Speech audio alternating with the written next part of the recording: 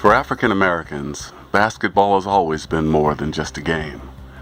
It's been a way to showcase physical ability, display innovative skills, and demonstrate intellect by outwitting opponents. Basketball has been an escape from poverty and a means of achievement and empowerment for many black youth. For Edwin Bancroft Henderson, basketball was a way of building physical strength and character.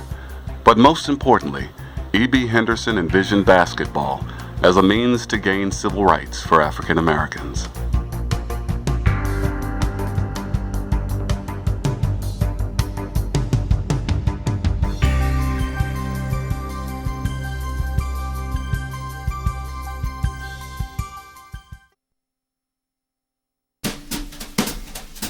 Before the NBA, there was basketball in a way that is much different than we know today.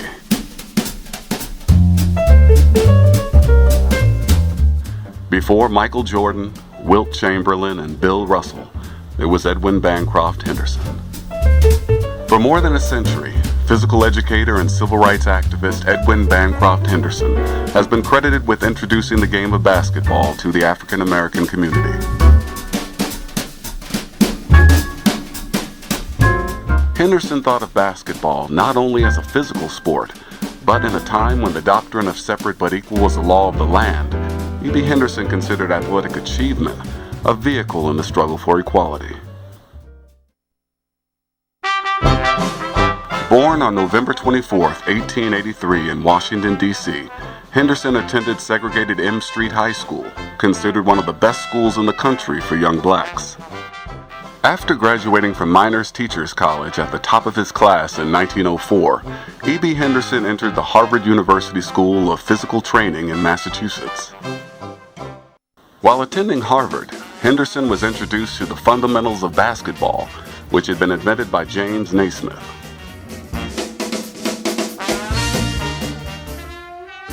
Upon returning to Washington, D.C., there was no opportunity for blacks to participate in sports.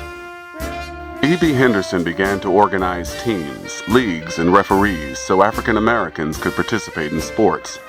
He saw basketball as a way for young African Americans to attend college. E.B. Henderson was the man who first introduced basketball on a wide-scale organized basis to African Americans. When we look back at where we came from in terms of our basketball ancestors, if you will, our on-court heritage, you have to originate it at E.B. Henderson. Advocating for racial justice and interracial competition in sports, he founded the Eastern Board of Officials in 1905. In 1906, Henderson established the Interscholastic Athletic Association and the Public School Athletic League. A groundbreaking league was formed in Washington, D.C. in 1906. E.B. Henderson formed and played with the colored YMCA team called the Washington 12th Streeters. The team went undefeated for 2 years, winning the National Black Championship in 1910.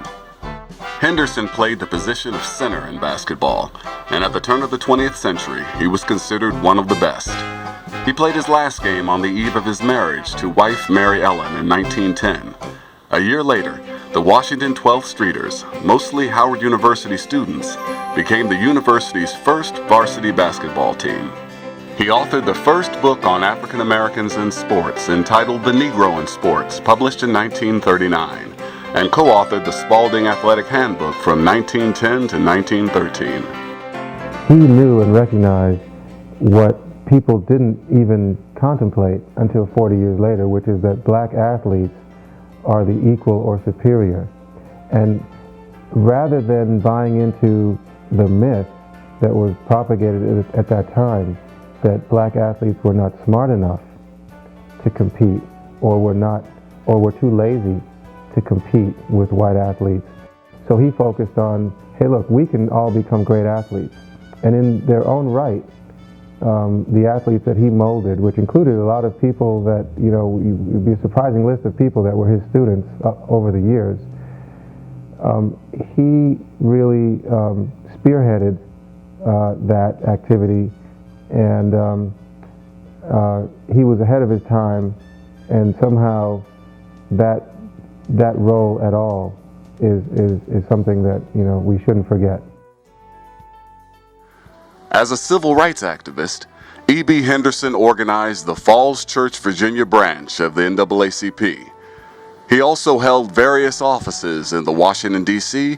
and Virginia state chapters of the NAACP. Physical educator, coach, trainer, and civil rights activist, Edwin Bancroft Henderson began organized basketball for both boys and girls in the segregated schools and recreation centers in Washington, D.C.